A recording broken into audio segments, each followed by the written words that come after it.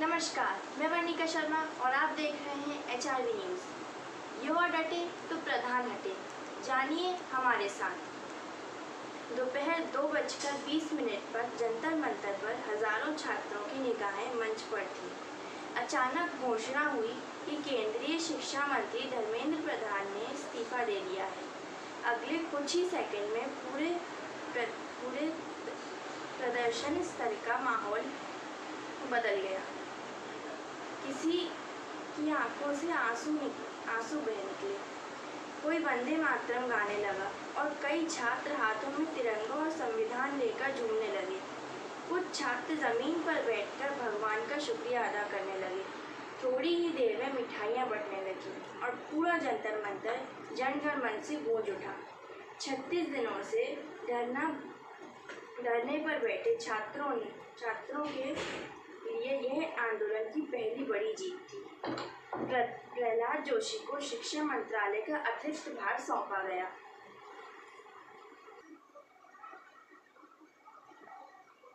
CJP ने शुक्रवार को सरकार के प्रतिनिधि मंडल से मुलाकात कर अपनी मांगों का पत्र सौंपा।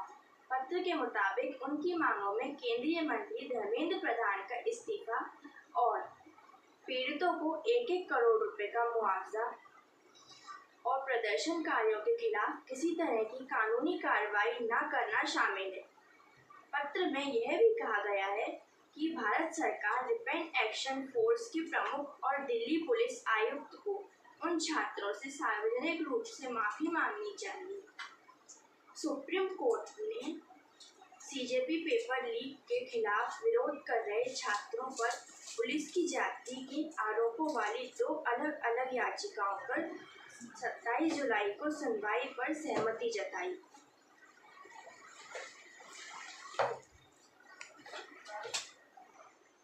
जैन जी का आक्रोश और संघ संगठन का फीडबैक धर्मेंद्र प्रधान के इस्तीफे का कारण बना। 20 जुलाई को संसद मार्च के दौरान प्रदर्शनकारियों पर लाठीचार्ज के बाद विरोध तेज हो गया।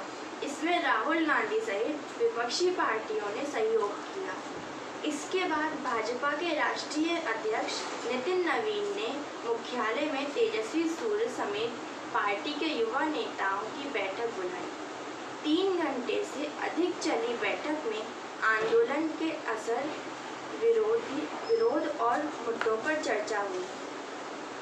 फीडबैक प्रधानमंत्री नरेंद्र मोदी और अमित शाह को दिया गया, जिसमें एनटीए, नीट परीक्षा, शिक्षा मंत्रालय में बदलाव से जुड़े सुझाव भी थे, जिसकी बाद में लगातार घोषणा हुई।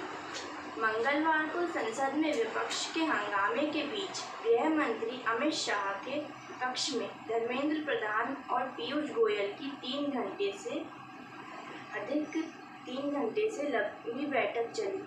उस दिन अनुमान संसद के सड़क तक बन चुके दबाव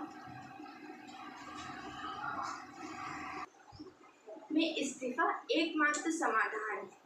इस दौरान इस्तीफे से बचने के लिए उपायों का भी विचार हुआ, लेकिन बात अंततः इस्तीफे पर खत्म हुई।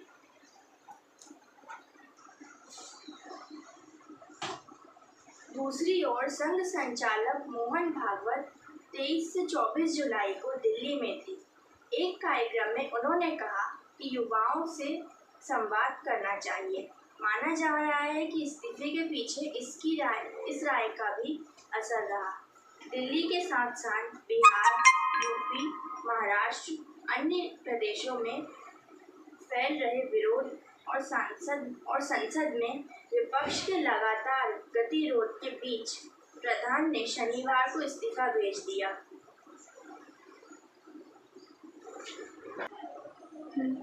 इसमें उनके कार्यकाल में हुए विवादों की भी भूमिका रही।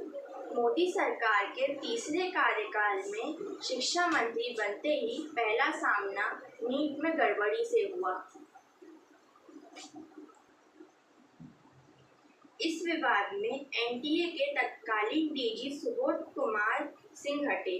फिर जनवरी 2026 में यूजीसी के नए एंटी डिस्क्रिमिनेशन नियमों में ओवैसी को एनसीसी व एनसीटी के साथ जोड़ना बड़े विवाद की वजह बनी। 12वीं की परीक्षा में ऑन स्क्रीन मार्किंग में गड़बड़ी मिली।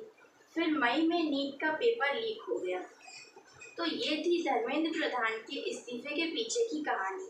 आज के वीडियो में बस इतना ही। तब तक के लिए मैं वर्णिका शर्मा आपसे विदा लेती हूँ। देखते रहिए HRB न्यूज़ और हमारे चैनल को लाइक सब्सक्राइब करना ना भूलें।